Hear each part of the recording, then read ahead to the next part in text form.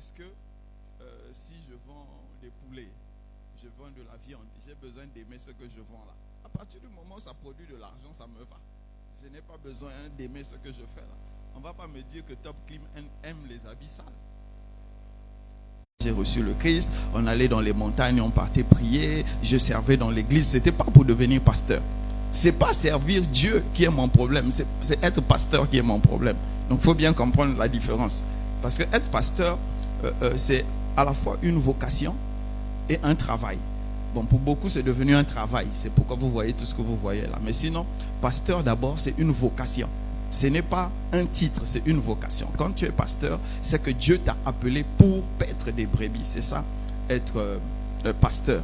Donc, c'est ce que je dis.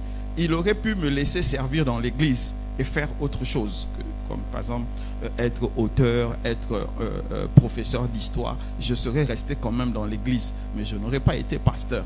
Donc mon problème, c'est être pasteur. Ça, je dis jusqu'aujourd'hui, ça n'a pas encore changé. Mais pourquoi je le fais bien? Parce que c'est un engagement que j'ai pris et je le ferai bien tant que Dieu me donnera la force, tant que Dieu me donnera la volonté, tant que Dieu me donnera l'intelligence, tant que Dieu me donnera ce dont j'ai besoin pour faire son travail. Je le ferai toujours très bien parce que c'est un engagement que j'ai pris. Donc pour vous, le problème que nous avons en tant qu'Africains, pourquoi beaucoup ne vont pas comprendre ce que je dis? Parce que quand nous n'aimons pas quelque chose, nous le faisons avec négligence. Ce n'est pas ma culture. Quand j'ai dit oui, j'assume mon oui jusqu'au bout. Ça, c'est ma culture à moi. C'est comme ça qu'on m'a élevé et c'est comme ça que je me suis auto-programmé. Donc quand j'ai dit, je vais faire quelque chose, je fais de mon mieux pour que ça soit très bien fait. Pour ne pas que demain on dise, tu l'avais mal fait, tu l'as fait avec négligence. Non, ça, je ne fais pas comme ça. Donc ce que Dieu m'a demandé de faire, c'est mon job, je le fais et je le fais très bien. Il ne m'a pas demandé d'aimer ça, il m'a demandé de faire. Maintenant, s'il me demande d'aimer, là on va bien parler. Mais comme il ne m'a pas demandé d'aimer, il m'a juste dit fais. Et je fais le travail. C'est bon? Ok. On va prier. Éternel Dieu de grâce, Père, je bénis, je glorifie ton nom pour la grâce que tu nous accordes d'être encore ensemble, réunis ici entre frères et sœurs. Père, ouvre notre esprit, ouvre notre intelligence à recevoir ces connaissances qui viennent de toi et donne-nous, Seigneur, assez de sagesse pour que nous puissions appliquer cela dans nos vies et que nos vies deviennent différentes et plus productives. Béni sois-tu dans le nom de Jésus, nous avons prié. Amen. Amen. Donc, nous sommes en train de finir. Je croyais qu'on allait me mettre la fiche. Nous sommes en train de finir nos trois mercredis d'enseignement. C'était ça, non? D'équipement, voilà. 3 grands mercredis d'équipement. La puissance de la croyance. Donc, si vous n'avez pas, allez chercher. On a sur YouTube, c'est Sebec TV. Et vous avez aussi sur Facebook la page Sebec. Et sur Facebook, toujours, vous aurez la page Révérend Chris Mabiala ou bien Chris Mabiala. Donc, vous pouvez suivre tout ça là-dessus. Amen. Donc, aujourd'hui, pour finir, il y avait une deuxième affiche où il y avait les thématiques, non? Je peux la voir? Ou bien vous avez tué ça? Ok. Donc, le premier mercredi, on a fait développer une vision personnelle. C'est là où on résumait, et il faut éteindre ça d'abord par tête. Je disais qu'il est important de développer une vision personnelle. Ta vie va où? Personnellement, avant de rencontrer Dieu, sauf si tu es né et tu as rencontré Dieu le même jour. Ça, il y a des, oui, moi je sais que vous êtes très forts. Il y a des gens à 4 ans, ils ont rencontré Dieu. Ça, ce n'est pas notre cas. Donc, je disais au début, il faut d'abord développer une vision personnelle. Et c'est dans cette vision personnelle que Dieu va soit te décaler, soit te conforter. Moïse voulait délivrer Israël avec ses muscles. Dieu l'a transformé, Dieu lui a donné la puissance et il a quand même délivré Israël. Mais cette fois-ci, c'est avec la puissance de Dieu. Donc, mais la vision que lui, il avait développée, c'est sauver Israël. Ça, c'était sa vision personnelle. Et Dieu l'a emmené dans la même vision à changer juste les armes. Donc, moi, je voulais être docteur, même à la limite, même peut-être professeur d'histoire moderne. Parce que je vous ai dit, j'ai une passion pour l'histoire de l'Afrique.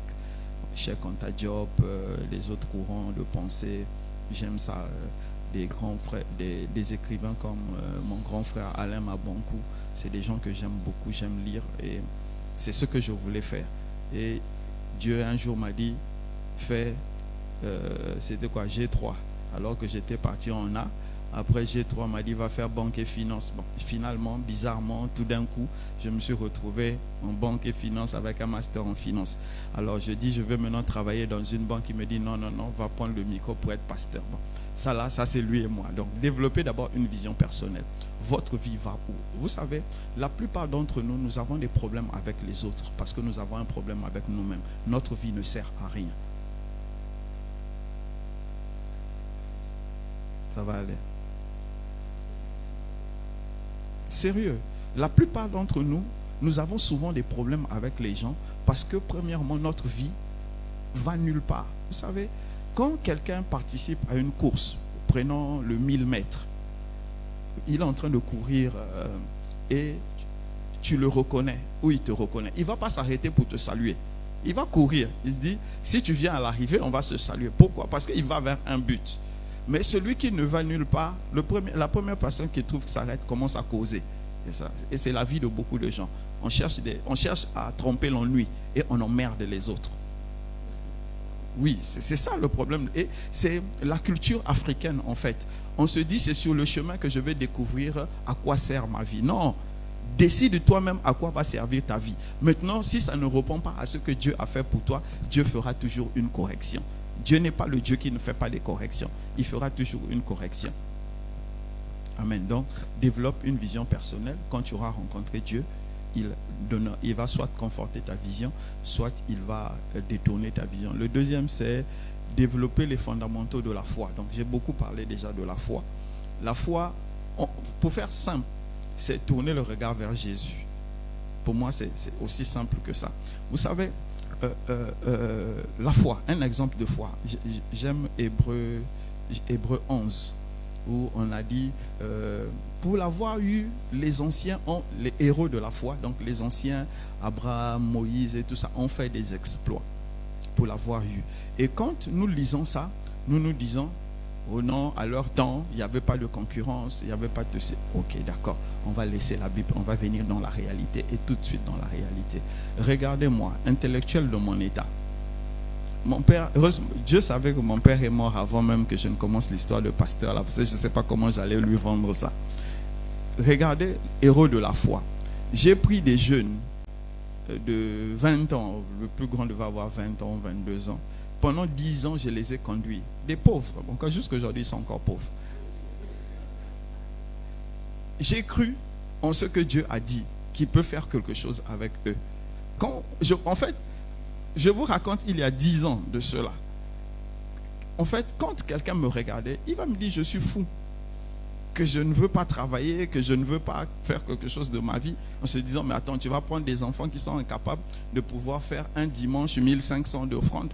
Et tu dis que Dieu t'a parlé. Vous voyez la folie? C'est ça la foi.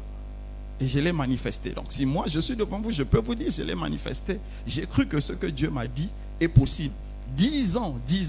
Donc pendant 10 ans, j'ai marché avec des gens qui sont incapables de payer la dîme, incapables de donner des offrandes, qui m'appellent encore pour que je les aide encore. 10 ans, j'ai vécu comme ça. En fait, en temps normal, quand tu regardes avec les yeux... Vous préférez. Quand tu regardes avec les yeux des humains, tu te dis, mais c'est un fou. Mais quand tu regardes bien, tu vois, c'est ça, on appelle la foi. Donc moi, je suis un exemple de foi. Donc c'est que vous pouvez l'avoir vous aussi. Si quelqu'un m'a compris, qu'il acclame le Seigneur.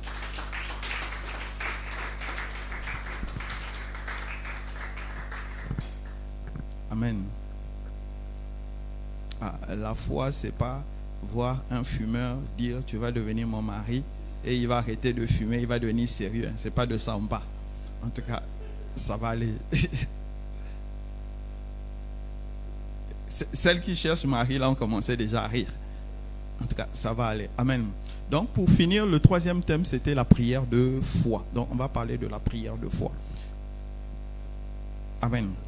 Si tu t'attends à ce que je te donne une formule, là, pour que ta prière soit exaucée, tu as raté. Je vais te donner les éléments. Maintenant, c'est à toi de savoir comment faire ta cuisine pour que cela marche. Amen. Nous allons prendre la Bible dans le livre de Marc 11, le verset 24. Marc 11, le verset 24, la Bible dit, c'est pourquoi je vous dis, tout ce que vous demanderez en priant, croyez que vous l'avez reçu et vous verrez cela s'accomplir. Donc, Jésus, le Seigneur Jésus avait donné un exemple de la prière de foi. Amen. Il dit, tout ce que vous allez demander en priant, croyez que vous l'avez reçu. Donc, croire là, c'est la foi. Ayez la foi que vous l'avez reçu et vous verrez ce que vous avez demandé va s'accomplir. Amen. Amen. Amen. Je vais pas durer. Je vais pas durer. Mais je vais vous faire des parallèles pour que vous puissiez mieux comprendre et que ça reste entre nous. En fait, il y a à une certaine période, donc à partir de 2 rois, à partir du livre de 2 rois, le roi Salomon avait bâti un temple. Et tout ce qui se passait dans le temple, c'était ce que Dieu avait prévu. Ce que Dieu avait codifié. Ce que Dieu avait codifié pour le temple. Donc, amen. Voilà, donc je disais au fur et à mesure je vais enseigner, je vais faire quelques parallèles avec le temple pour vous expliquer certaines choses. Le temple de Salomon ou le temple de Jérusalem. Amen. La première chose que tu dois comprendre quand nous parlons de la prière, c'est la position. Quelle est la position qu'il faut prendre pour prier? Donc, quand nous sommes dans le livre de Daniel 6, dans le livre de Daniel, et nous partons dans le livre dans Daniel 6, Daniel prenait une position où il se tournait vers Jérusalem. Il se tournait vers Jérusalem pour prier. C'est comme ça. Daniel 6, 10, vous allez voir ça. Daniel se tournait vers Jérusalem. Et vous avez, les gens font ça aujourd'hui, nos frères musulmans. Ils se tournent vers la Kaaba, à la Mecque. Voilà. Avant ça, là, nous, on avait d'abord commencé quoi. Donc, c'était Daniel se tournait vers Jérusalem. Pourquoi Daniel se tournait vers Jérusalem? Parce que dans le livre de 1 roi, quand Salomon, le roi Salomon, était en train de dédicacer le temple, qu'est-ce qu'il disait dans la dédicace du temple? Il a dit, si le peuple, si Israël te désobéit, et que le ciel était fermé, 1 roi 8, le verset 35, 36, jusqu'à, vous allez voir, il dit, si le ciel est fermé, quand quelqu'un au fond de lui va te reconnaître comme Dieu, comme glorieux, comme souverain, et qu'il prie en se tournant vers Jérusalem, vers ton temple, exauce-le. C'est Salomon qui avait introduit ça dans sa prière de dédicace du temple. Donc Salomon avait dit, il est normal qu'à un moment donné, que le monde les gens vont te désobéir, mais peu importe où ils se trouveront, comme physiquement ils n'auront pas la capacité de revenir à Jérusalem, s'ils prient en se tournant vers ton temple qui est à Jérusalem, exauce-les. Amen. Donc, tous les Israéliens savaient une chose, que peu importe où tu te trouves dans le monde, quand tu dois prier, tu dois te tourner vers le temple de Jérusalem. Donc, dans l'ancien temps, pour la meilleure position de prier, c'était tourner vers Jérusalem. Amen. Amen. Amen. Maintenant, nous, dans le Nouveau Testament, nous n'avons pas besoin de nous tourner vers Jérusalem. Est-ce qu'on peut m'afficher Hébreux 12? Hébreux 12, le verset 2.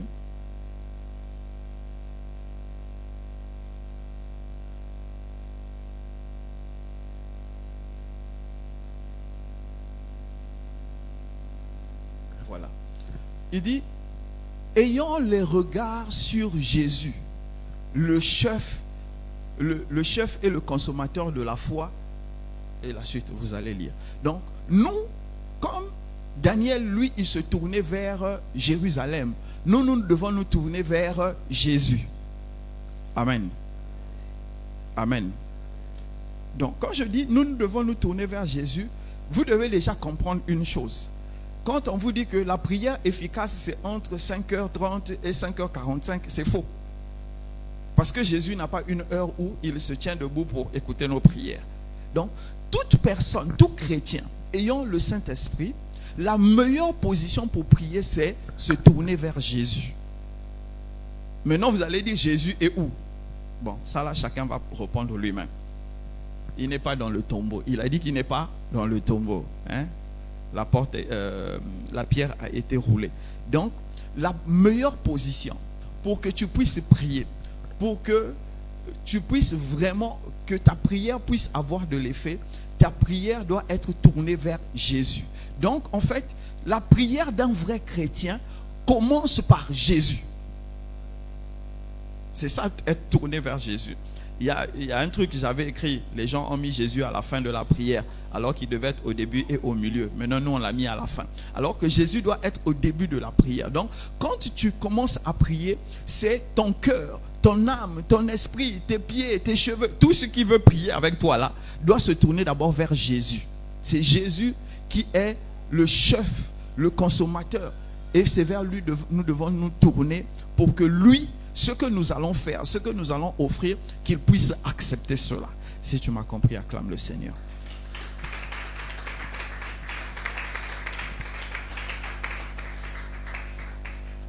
Amen. Amen. Donc, les gars, je vais encore casser quelque chose. Quand on te dit non, quand nous allons à la montagne, venez à la montagne, c'est là-bas Dieu habite. Ça, c'est au temps de Moïse. Déjà, au temps de Salomon, de David, c'était déjà fini. Au temps de Moïse, on allait sur la montagne. Au temps de Salomon, on allait au temple. Nous, maintenant, là, on cherche Jésus. Donc, il faut apprendre à chercher Jésus. Tu veux que ta prière soit exaucée, tu veux faire une prière de foi, tu dois chercher Jésus. Le deuxième point que je vais soulever, c'est le lieu. Où est-ce qu'un chrétien peut prier? Amen. Est-ce que... on peut m'afficher 1 Roi 8. 1 Roi 8, 35. C'est possible? Le technicien sourit là-bas.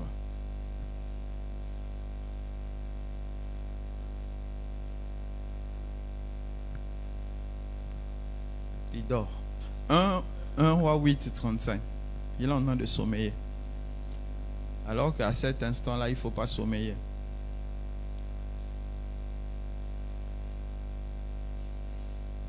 Ok. Salomon dit ceci, donc toujours dans sa prière sur le temple, dans le livre de 1 Roi, il dit: quand le ciel sera fermé et qu'il n'y aura point de pluie à cause de leurs péchés contre toi, il parlait de s'il prie dans ce lieu, dans le temple de Jérusalem, il dit que quand les temps vont devenir difficiles, quand le peuple aura des problèmes, le ciel va être fermé, la famine va arriver, la guerre va arriver, il dit: si Israël vient prier dans ce lieu-là, donc le temple de Jérusalem, exauce-les. Pourquoi? Pour montrer que Dieu est à cet endroit-là. Amen. Amen. Je peux avoir l'amen de quelqu'un? Ok. Je vais vous emmener un peu hors de la Bible. Restez calme, ce n'est pas les choses bizarres. En fait, si vous parlez avec un magicien, en tout cas, tout ce qui a trait à magie, loge, toutes ces choses-là, ils vont vous dire qu'ils ont souvent des chambres. Ils ont souvent... la docteure Nadège a déjà compris de quoi je parle. Ils ont souvent des chambres, des lieux où ils sont fermés pour prier. Et quand vous entrez dans ces lieux-là, souvent à terre, il y a un pentagramme. Il y a un dessin.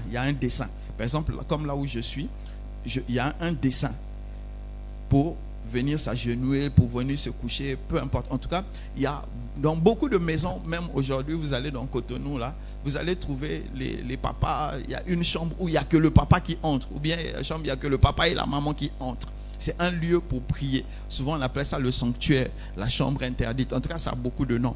Et souvent, quand vous allez entrer dedans, il y a l'atmosphère, il y a les bougies, il y a les senteurs, il y a beaucoup de choses. Ton bébé arrive. Donc, Vous suivez-moi. Pourquoi vous regardez là où moi je suis en train de parler? Vous suivez-moi seulement. Est-ce que c'est votre problème? Amen. Voilà.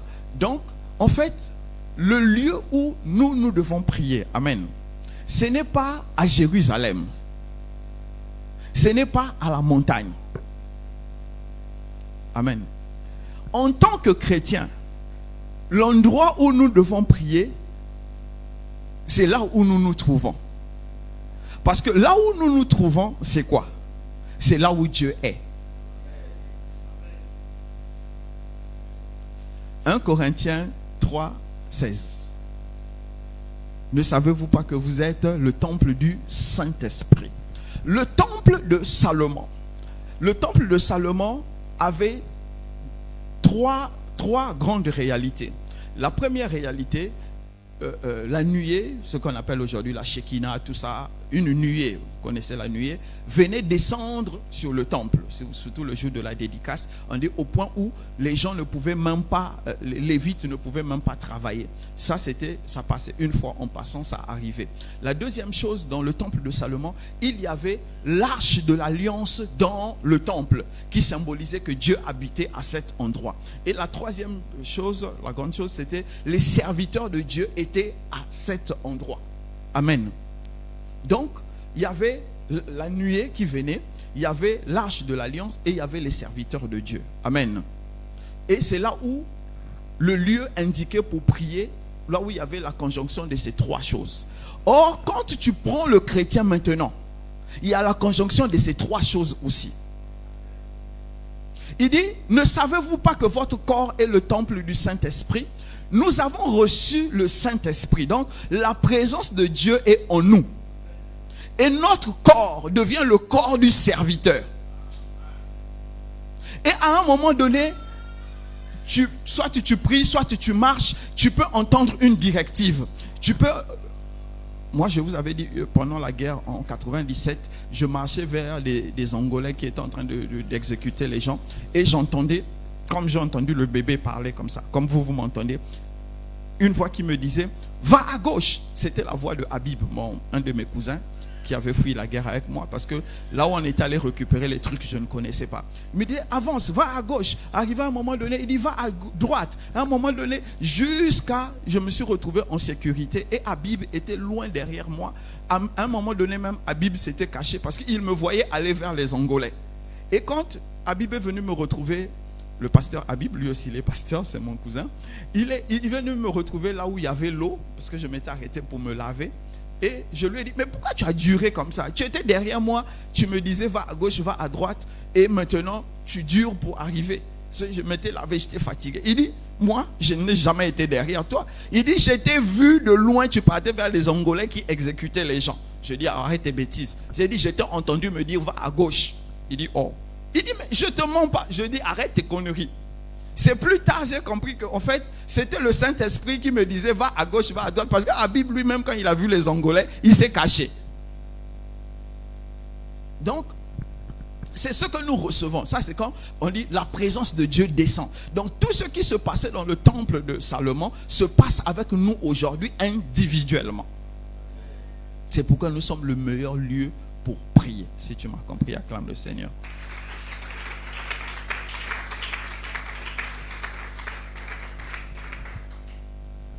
Ah, merci d'avoir acclamé l'enseignant Armistice.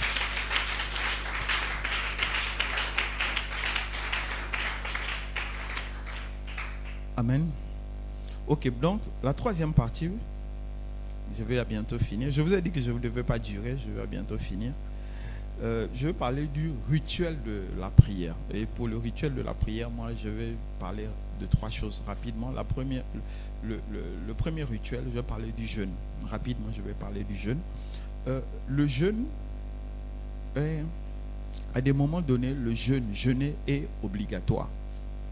Il y a deux types de jeûne. Il y a le jeûne rituel, ce que nous faisons ici. Nous disons, c'est bon? Vous me suivez? Ok. Il y a le jeûne rituel. Par exemple, le Sébec va jeûner. Prophète, on jeûne quand? En août. du 19 au 25 août, nous allons jeûner. Ça, on appelle ça un jeûne rituel parce que ça nous appelle tous. Ce n'est pas toi seulement, c'est nous tous. Donc ça, c'est un jeûne décrété par l'Assemblée. Le jeûne rituel. Maintenant, il y a le jeûne personnel. C'est toi qui décides de jeûner à cause de toi-même. Maintenant, ce qu'il faut comprendre avec le jeûne, c'est ceci. Le jeûne n'est pas la clé qui oblige Dieu à faire quelque chose. Ni aujourd'hui, ni demain, ni éternellement. Ça ne sera jamais le cas. Sinon, les gens qui meurent de faim dans les zones de famine là, devaient être exaucés. Vous comprenez? Voilà. Donc, en fait, pourquoi nous jeûnons? Nous jeûnons parce que la chair, notre chair, a beaucoup de puissance, a beaucoup de capacité. C'est pourquoi le Seigneur Jésus a dit, si ta main t'emmène dans le péché, coupe-la. Parce que la chair là a beaucoup de puissance, est capable de te perdre totalement. Donc nous jeûnons pourquoi? Pour diminuer la puissance de la chair sur l'âme.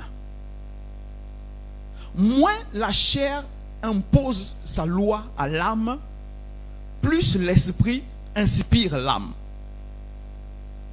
Amen. En fait, nous sommes comme ça. Ici, nous avons la chair. Ici, nous avons l'esprit. Et l'âme est au milieu.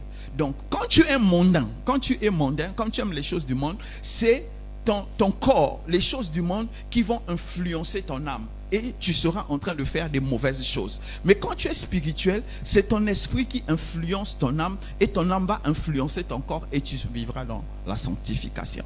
Donc nous jeûnons, c'est pour emmener notre chair à l'obéissance. Pour que ce que nous allons recevoir de l'esprit, la chair ne puisse pas rejeter cela. Or, pourquoi c'est le jeûne qui fait ça? Parce que le jeûne, c'est se priver de nourriture. Or, quand il n'y a pas une plus grande privation que tu puisses donner à ton corps, si ce n'est la privation de la nourriture. Parce que la nourriture est le carburant qui permet au corps de fonctionner. Donc si tu es capable d'interdire pendant une période à ton corps de manger, ça veut dire que tu es capable d'interdire à ton corps beaucoup de choses que tu fais. Amen. Si tu interdis ton corps de manger, ça veut dire que tu peux interdire à ton corps la masturbation. Tu peux interdire à ton corps le vol. Tu peux interdire à ton corps l'escroquerie, toutes ces choses. Pourquoi? Parce que si tu réussis à l'interdire déjà de manger, s'il peut faire 3 jours, 4 jours, 5 jours sans manger, c'est que tu peux le soumettre. C'est pourquoi on jeûne. Donc nous jeûnons pour être disposés à entendre Dieu. Amen. Amen. Maintenant, la deuxième chose dont je vais parler dans le rituel, c'était celui de Matthieu 6,6. Il dit, quand tu pries, entre dans ta chambre, ferme la porte et prie ton Père qui est dans les cieux, dans les lieux secrets, et ton Père qui voit dans le lieu secret te le rendra. Amen. Maintenant, nous avons développé, on a tellement développé le lieu secret là, vraiment. Les gens ont dit, lieu secret, c'est une chambre dans ton esprit, dans derrière l'esprit de l'âme. En tout cas, bref, il y a des gens qui ont dit, c'est une chambre, tout ça, tout ça. Non, pardon. Amen. C'est trop compliqué. Jésus lui-même, en disant ça, il savait qu'il y a des gens qui n'ont pas de chambre. Mais il y a des gens qui dorment à 6 dans 4 mètres carrés. Et tu vas fermer quelle porte? Quand tu veux fermer, quelqu'un va faire coco, je vais aller à la douche. Tu fais comment? Voilà, donc le Seigneur ne pouvait pas donner un ordre qu'il sait que c'est conditionné. Si il faut que tu puisses, pour que tu puisses prier, tu dois trouver une chambre. Et il y a des gens qui vont, pour prier une seule fois dans le mois, ils vont prendre la chambre de leurs parents qu'ils vont bloquer pour prier là-bas. Vous comprenez? Or que ce n'est pas le but de la prière, ce n'est pas se créer des problèmes à la maison. En fait, le Seigneur veut juste dire que quand tu veux prier, tu dois te sentir bien pour prier. On peut prier n'importe où pourvu que tu te sentes bien. Donc c'est pourquoi je vais vers un peu ceux qui disent c'est comme si tu entres dans la chambre intérieure de toi-même. Même là où tu es assis là, où tu es assise là, tu peux faire une prière puissante. Tu n'as pas besoin en fait de te retrouver entre 4 murs seuls, mais tu as besoin de te sentir apte. Tu as besoin de sentir que à tel instant je sens cette force, je sens cette conviction de prier. C'est ce que le Seigneur Jésus dit. Donc, quand tu sens que tu as la conviction, peut-être vous pas, mais L'enseignant Armistice, le prophète Sama, le prophète Onésime peuvent vous dire ça. Il y a des moments où tu es en train de te déplacer à moto ou en voiture. Moi, ça m'arrive souvent. Je me mets à adorer et je diminue le volume de la musique et je commence à parler en langue. Et ça m'arrive des fois, je dépasse là où je partais. Parce que tellement je suis en train de parler en langue dans la voiture que j'ai dépassé. Et c'est à un moment donné, je me dis, mais je me retrouve où? Je dis, merde, je reviens. Et tous les gens qui sont spirituels, ça leur arrive. Il y a des moments où tu causes même avec les gens, tu as juste une envie qu'ils partent vite parce que toi tu as envie de prier. C'est ça. Entrer dans le lieu secret. Ressentir cette envie de chercher Dieu à un instant T. Si tu m'as compris, acclame le Seigneur.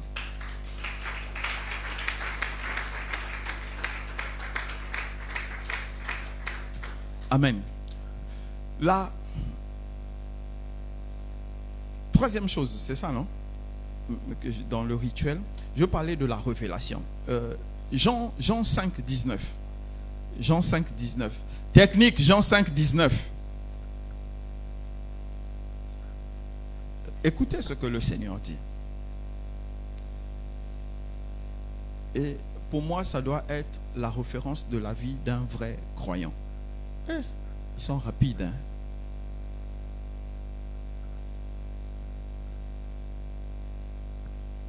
Jésus reprit donc la parole et leur dit, en vérité, je vous le dis, le Fils ne peut rien faire de lui-même, il ne fait que ce qu'il voit faire le Père. En tout cas, je ne sais pas, Louis II nous a eu quoi? Il a mis O, le Père. Mais hein, vous allez regarder dans les autres versions. Tout ce que le Père fait, le Fils aussi fait pareillement. Amen. En fait, qu'est-ce que le Seigneur Jésus dit? Il dit, lisez bien la fin, il dit, tout ce que le Père fait, le Fils imite. Ça veut dire que la connexion entre lui et son Père était 5G. Ça ne buguait pas. Attendez. Au début, quand moi je lisais ce passage, je me disais, donc le man là, il a quitté le ciel, il est venu sur terre.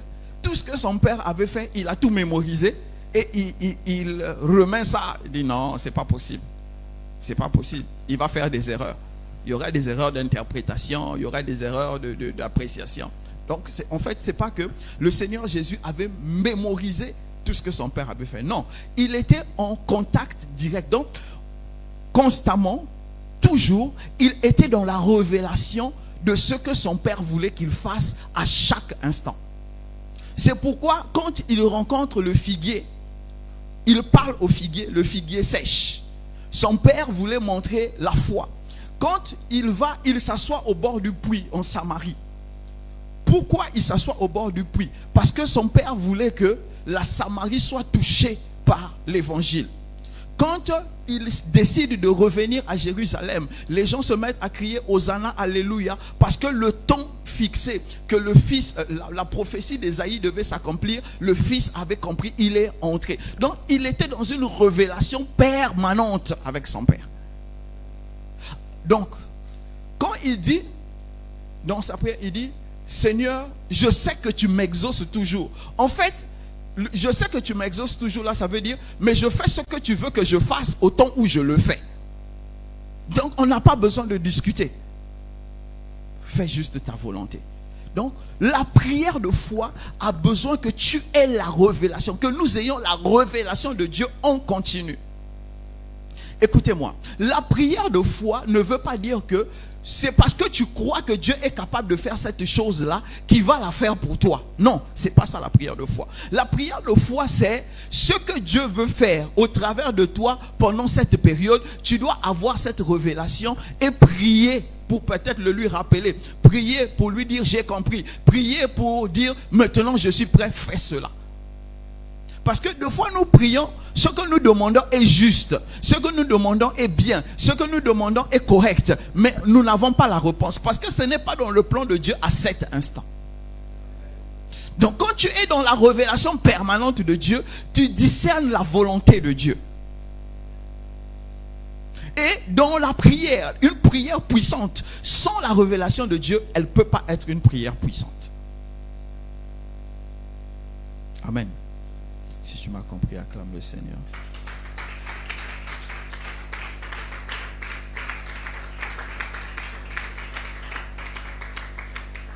Amen. Donc pour finir, le dernier point, je ne sais même plus c'est quoi le nombre.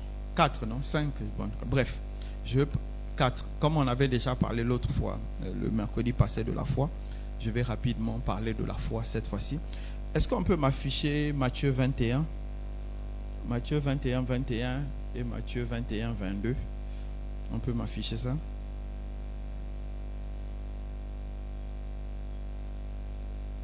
« 21, 21. Ça, tous les chrétiens doivent connaître ça.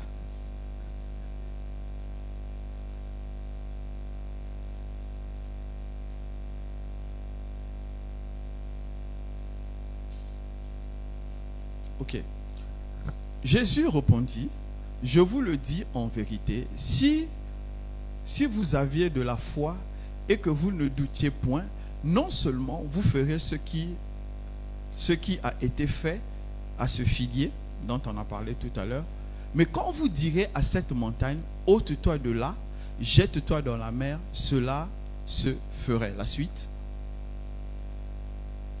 Tout ce que vous demanderez avec foi par la prière, vous le recevrez. Amen. Fige-moi cette parole. Vous savez, quand nous regardons ça, on a un problème. Il dit, tout ce que vous demanderez avec la foi par la prière, vous le recevrez. Nous allons dire, nous avons la foi. Si nous sommes ici, c'est que nous avons la foi, non?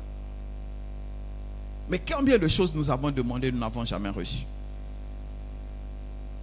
Bon, ou c'est la Bible qui ment, ou c'est nous qui avons un problème. Amen. En fait, la foi ici, là, ce n'est pas la foi en ce que je connais. Mais la foi, c'est en la révélation que j'ai eue. Il est où, technicien? Reviens à 21.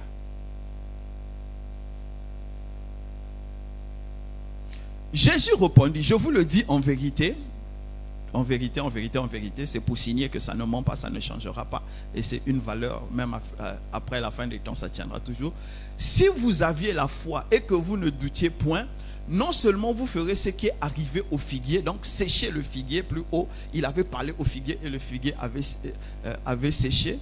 Mais quand vous direz à cette montagne quitte là, attendez, qui a vu une montagne et a dit à la montagne quitte là? Ça c'est quel degré de foi? En fait, je ne sais même pas si on va appeler ça degré de foi, c'est degré de folie.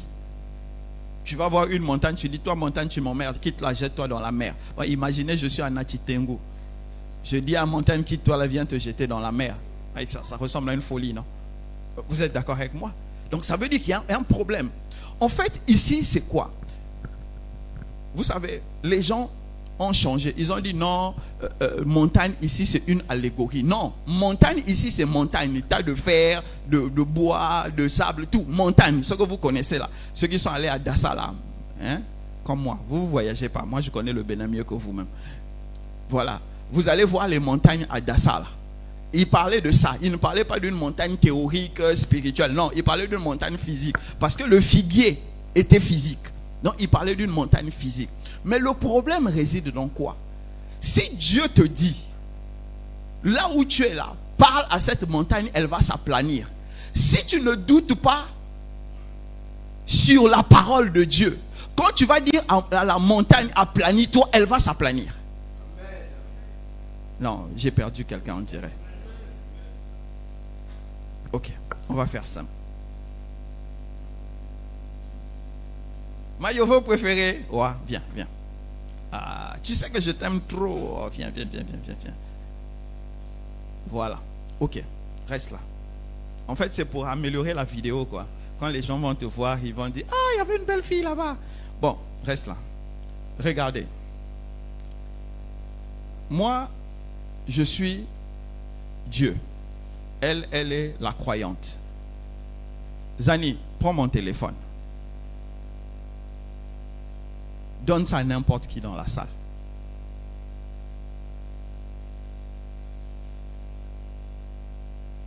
Zani, reviens ici. Ah, tu as donné à n'importe qui. Récupère mon téléphone.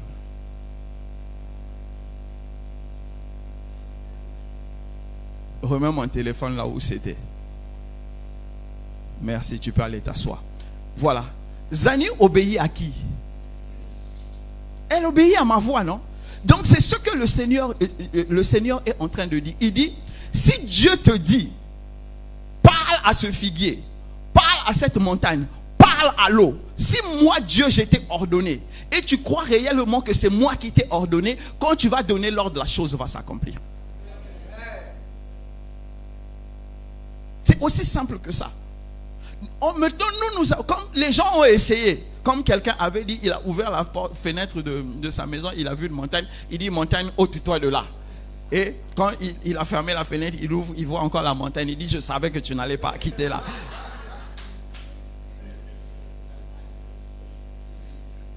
Non, ce n'est pas, écoutez, la puissance qui enlève la montagne de là n'est pas ma puissance. Suivez-moi bien. La puissance qui emmène quelque chose à l'existence quand tu pries, ce n'est pas ta puissance. Donc les conditions pour emmener ça à l'existence, c'est pas toi qui poses les conditions, c'est celui qui te conduit qui pose les conditions. C'est pourquoi quand je dis à Zani, prends le téléphone, donne, récupère, elle fait que obéir. En ce moment-là, quand elle obéit, il n'y a pas de souci. Et c'est ça notre problème. Nous n'arrivons pas d'abord à entendre Dieu. Or, nous devons entendre Dieu et croire que ce que Dieu nous a dit est vrai. Donc la foi vient de ce qu'on entend.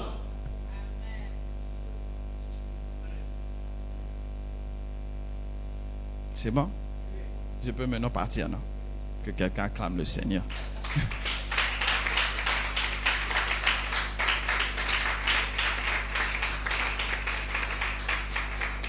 Amen.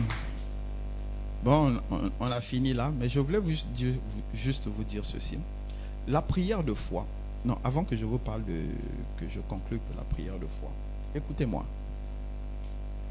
Même chez un féticheur, chez un marabout, chez un magicien, peu importe, on doit d'abord réunir les conditions pour que les incantations puissent marcher. Ceux qui sont allés chez les féticheurs, l'enseignant Amisti, c'est où? lui il a goûté à tous les vices. Fétiche, bière, femmes de bar, tout, lui a tout pris. Heureusement, il y a des gens vraiment qui doivent remercier Dieu. Hein. Dieu les a tirés loin. Voilà. Ou bien, enseignant Amistis, est-ce que quand un féticheur veut faire quelque chose, il ne réunit pas les conditions? Voilà. Donc, même le féticheur, même le marabout, même les magiciens, ils doivent réunir les conditions pour que le rituel qu'ils vont faire puisse produire un fruit. Il n'y a que dans l'église où les gens pensent qu'on doit s'en foutre. Comme c'est Dieu, on n'a qu'à faire comme ça. C'est dangereux. C'est pourquoi nous sommes de plus en plus frustrés. Il faut réunir les conditions. Le Seigneur dit, ne savez-vous pas que votre corps est le temple du Saint-Esprit? Donc si tu utilises mal ton corps, ça veut dire que ton corps n'est pas disposé à faire une prière de foi. Amen. Vous avez un exemple simple que nous voyons presque tous les jours avec nos frères musulmans. Ils se lavent les pieds, les mains et le visage. On appelle ça la purification rituelle. Ce n'est pas eux qui ont créé ça. Si vous fouillez dans la Bible, vous allez voir ça. Au temple de Salomon, on faisait la purification rituelle. Donc, ils disent, j'ai peut-être péché, mais je veux me purifier symboliquement pour entrer dans la présence de Dieu, pour avoir les bénédictions de Dieu. Et c'est dans l'église où quelqu'un fait des mauvaises choses. Il ne cherche pas Dieu, il ne revère pas Dieu, il n'arrive pas à aimer le prochain. Il est dans une vie impudique et bizarre. Et il vient, il dit, Seigneur, je déclare dans le nom de Jésus. En fait, tu cries, sinon Dieu n'est pas là. Parce que le Dieu qui va t'exaucer, ce n'est pas le Dieu qui est dans Zani. C'est le Dieu qui a mis son temple en toi, qui t'a donné le Saint-Esprit. Et pour qu'il puisse t'exaucer, il faut que tu honores ton corps. C'est pourquoi il a dit, votre corps est le temple du Saint-Esprit, vous devez vous sanctifier. Donc celui qui ne peut pas se sanctifier, celui qui ne peut pas se garder pur, est il est impossible qu'il fasse une prière de foi. Ça peut arriver par les grâces, comme nous sommes dans la grâce de Dieu, que Dieu t'exauce. Il peut t'exaucer parce qu'il ne veut pas que tu meures. Mais Dieu ne t'exaucera pas tout le temps. Or, quand tu es dans les conditions, tu entends Dieu. Et quand tu as entendu Dieu, Dieu est lié par sa parole. Amen. Donc, si nous voulons faire des prières de foi, décidons d'être dans les conditions qui permettront à Dieu de pouvoir nous emmener là où il va nous emmener. Que l'Éternel te bénisse, qu'il te garde, qu'il te touche, qu'il te transforme et que les grandes choses de Dieu deviennent ton partage. Amen. Est-ce qu'on peut acclamer le nom de l'Éternel?